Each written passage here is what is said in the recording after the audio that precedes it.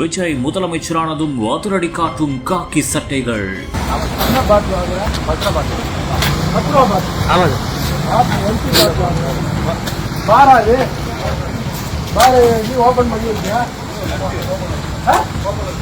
ஓபன்ல இருக்கா? 10 மணிக்கு க்ளோஸ் பண்ணுங்க. கணக்கு யார் பார்க்குறா? முடிச்சிடணும். இனிமேல் 9:30 முடிச்சிடணும். 10 மணிக்கு க்ளோஸ் பண்ண சொல்லிட்டாங்கல்ல.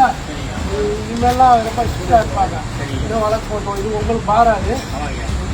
உள்ள சாப்பிட்றாங்களா? உள்ள பார்த்து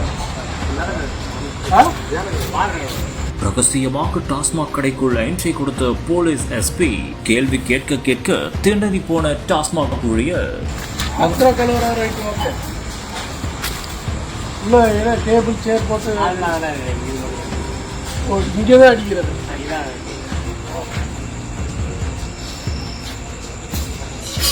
எவ்வளோ மாதம் எடுத்துருக்க நீங்கள்?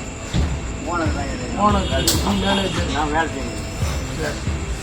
9:45 ஸ்டார்ட் பண்ணிடலாம். டாஸ்மாக் கடைகளை இரவு 10 மணிக்கு மூட வேண்டும் என்று தமிழக அரசு அறிவுறுத்தியுள்ளது.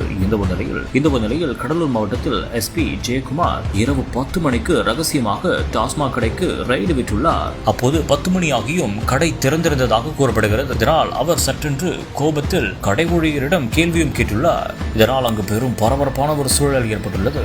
இந்த ஒரு காணொலி சமூக வலைதளங்களில் வைரலாகியும் வருகிறது.